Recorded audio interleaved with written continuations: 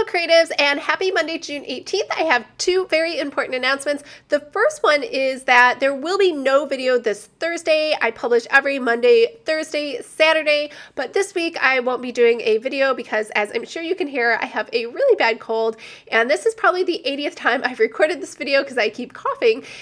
The second announcement is that I will be updating all the planners in my shop for 2019. So right now they have 2017, I don't even know if you need that. I have 2018, but you've been waiting on 2019 and I've been promising it, and I wrote a novel and then I tried to up my YouTube videos, so I've just been busy. Those will be done also by this time next week. So I will send everyone an email. If you're not on my mailing list, make sure to subscribe below. I will leave a link in the description, and I will send a note letting you know when those are updated and ready to go. Those are my two big announcements. One, no video this Thursday, and two, that there will be updated templates in the shop by this time next Monday. Let's go ahead and jump into today's video's original topic, which is four things to think about when you are updating your shop for the next year. And I'm specifically talking about your planner shop. Hi everyone, I'm Lisa from Pretty Fabulous, and I help online businesses create beautiful digital downloads using Adobe InDesign. So if this sounds like you or something you might be interested in, make sure to hit the subscribe button below. I post new videos every Monday and Thursday, except for this Thursday, and I do unboxings on Saturdays. Now, today I wanted to share with you the top 4 things I think you should think about to update your shop for the next year. The first one is just think about this. You know, I just did a book release, so you want to think about building some momentum and some excitement, and you need to put a calendar together of everything that has to happen on the back end and then everything that happens on the front end for your customer. You know, when will you have your designs ready? When will you have mock-ups and prototypes done and photos so that you can start advertising that to your customers and getting them excited and sort of teasing it out, letting them know that you're going to be changing covers, you're going to be doing a cover reveal, you may have a countdown timer on your website. You know, I would always recommend, if you are going to be updating the covers, to do that no sooner than a week or less. I would say maybe 2 to 3 days before they go on sale, because as soon as people see the covers that will be coming out in the fall or your next line, they're going to want to buy them. So if you do not have the option to buy them right there, at least have the option within 2 to 3 days of the cover reveal for them to pre-buy,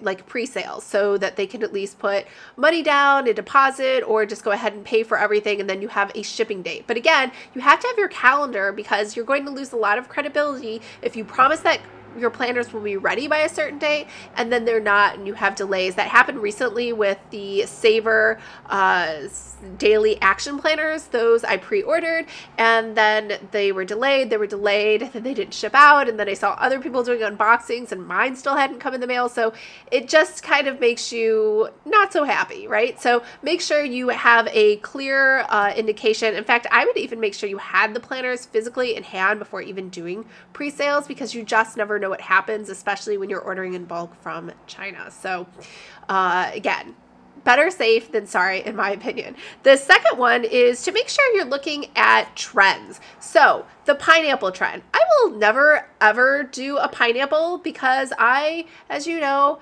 don't like pineapples, but that is a huge trend. A lot of people are using it. Erin Condren's using it. I think it's Emily Lee's her actual logo. So, you know, if you love pineapples and that, I mean, it is a trend, then, you know, good for you.